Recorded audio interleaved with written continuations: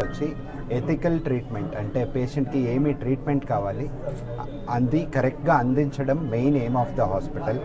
Patients వచ్చిన వాళ్ళు ఏది బాధపడకుండా సంతోషంగా వాళ్ళ ప్రాబ్లమ్ని సాల్వ్ చేసుకొని ఇంటికి వెళ్ళాలనేదే మెయిన్.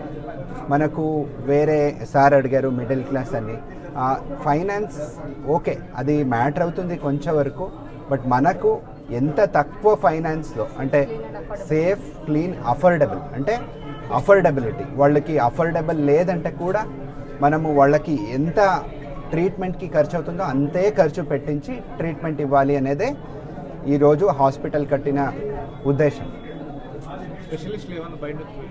సార్ కార్డియాలజీ నేనున్నాను, మేడం గైనకాలజిస్ట్, సర్జన్ ఉన్నారు, ఫిజిషియన్స్ ఇద్దరిని తీసుకున్నాము సార్.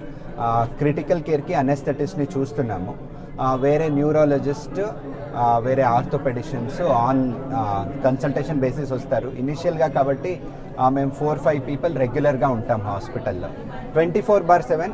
అన్ని హార్ట్ పేషెంట్స్కి మధ్యరాత్రిలో వాళ్ళు వచ్చి నొప్పి అంటే గుండె ప్రాబ్లం ఉండకపోని మధ్యరాత్రి నేనే వచ్చి చూస్తాను, నేనే చూసి ఇది హార్ట్దా కాదా అని చెప్పి పంపిస్తాను. ఇది ఒకటి నా సైడ్ నుంచి 100%గా ష్యూర్ ఉంటుంది. అంటే చిన్న నొప్పి వచ్చుంటే కూడా నేనే చూసి ఇది గుండెదా కాదా అని చెప్తాను.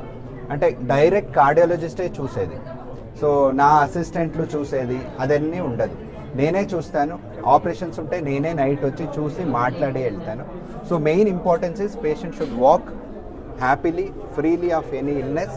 మనసులో కూడా నాకు అయ్యింది అనే బాధ కూడా ఉండకూడదు వాళ్ళకి.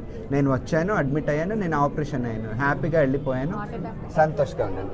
హార్ట్ అటాక్ అయిన తర్వాత యూజువల్గా మనకు టైమింగ్స్ ఉంటుంది, 10 నిమిషాల లోపల ఈసీజీ చేయాలా,